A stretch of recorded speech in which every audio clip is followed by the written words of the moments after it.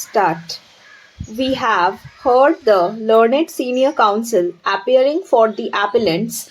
The appellants are accused numbers 5, 6, and 7 in a complaint filed by the second respondent under Section 138 of the Negotiable Instruments Act 1881, for short the NI Act para.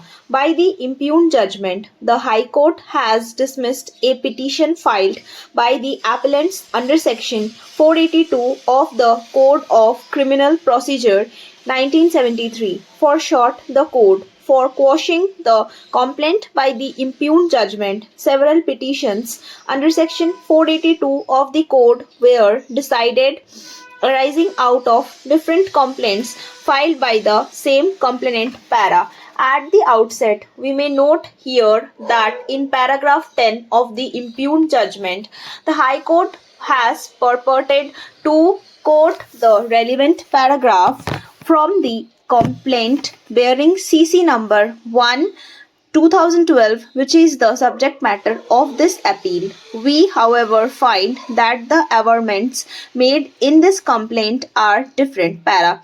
The main issue canvassed by the learned senior counsel appearing for the appellants is that though the appellants were directors of the first accused company at a relevant time, the mandatory averments which are required to be made in terms of subsection 1 of section 141 of the NI Act have not been made. The response of the learned counsel appearing for respondent number 2 is that in substance in paragraph 7 of the complaint, the said averments are found. Secondly, the learned counsel submitted that the appellants have not replied to the statutory notice issued under section 138 of the NI Act.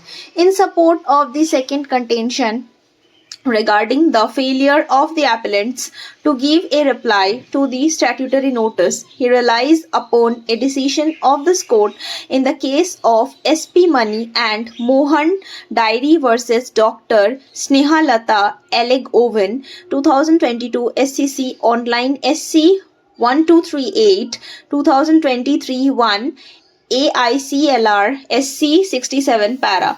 We have carefully perused the complaint and the affidavit in support of the complaint. In paragraph 4 of the complaint, it is stated that the accused number 1 is the company on whose account the two checks were issued, and accused number 2 is the managing director of the accused number 1.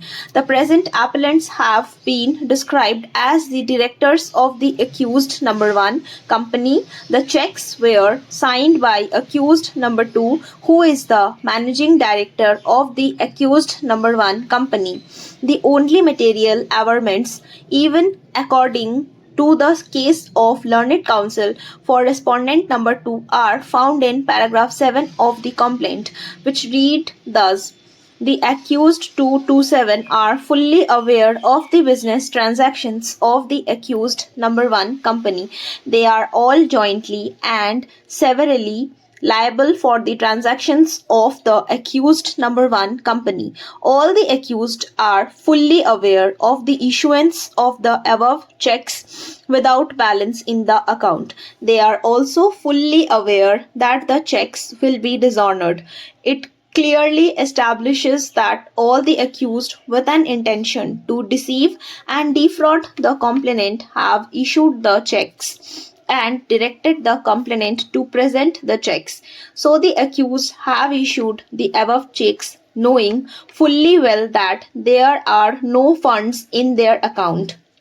The accused have not the checks amount within 15 days after receipt of the notice.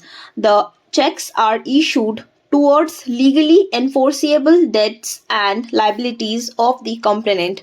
So they have committed an offence punishable under section 138 of NI Act para. It is also necessary to note the averments made in paragraph 8 of the complaint, in which the second respondent stated that the statutory notice of demand was not served on the accused.